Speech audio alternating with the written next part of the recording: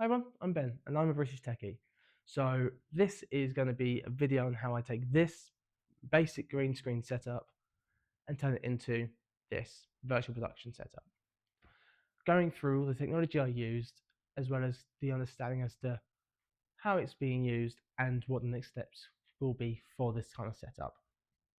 As you can see, I'm in this virtual world, walking back and forward without much of an issue, tracked quite nicely with no green halo effect to me. But what I can also do is track the camera. So on this camera, I have a Vive tracker set up on it. And what that means is I can actually move the camera. So let's move it this direction. And let's move the camera in Unreal. So now I can very much, if I had a second person, be walking around and they could be following me with the camera, matching the scene to me. Very much the virtual production setup. And what I have set up as well is over here, I have a TV set up doing a live preview of the actual composite. So that means that, you know, whoever's acting, directing, or anything like that gets a live preview as to how the scene's looking. And obviously, you know, direct the actor, definitely not me, on how they want them to perform. So now let's go and talk about the actual technology that's being used and the alternatives to it and how we could use that in its place, plus what the next steps are from this setup. Right, so now that we're tripod free, we can now walk around and I can show the technology and actually how we're using it. Starting off, let's do the camera.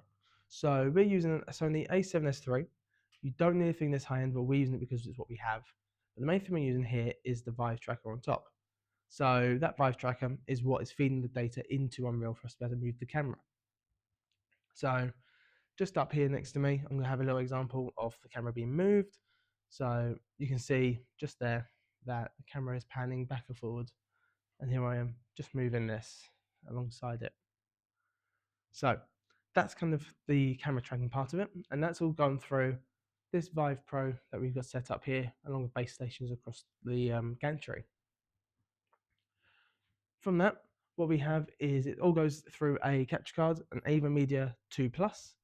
That's literally just to bring the camera feed in to OBS, and we're using OBS to actually do the live compositing. So over here you can see the computer, Unreal's on that one, OBS is on that screen, and then I've got it set up so that screen there is being mirrored on the TV we're using for a preview over here. So then you can see I'm walking around and you can see myself back there very much keyed out without much of an issue. So as you can see, we have this curtain behind us, and that's kind of all we're using for our green screen.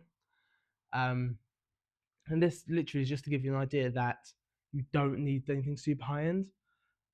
We're looking at ways to improve what we've got, so get some Blackmagic equipment in to get better tracking and compositing and things like that. But this very much is a beginning way of getting started with working at the virtual production workflow. What there is also ways of doing is without a camera, is just tracking your phone. So Android, there's tracking apps and stuff, so you can get the sensor data. Working on stuff to do with that. Once I got it worked out, I'll probably do a video on it. And then obviously with Android, with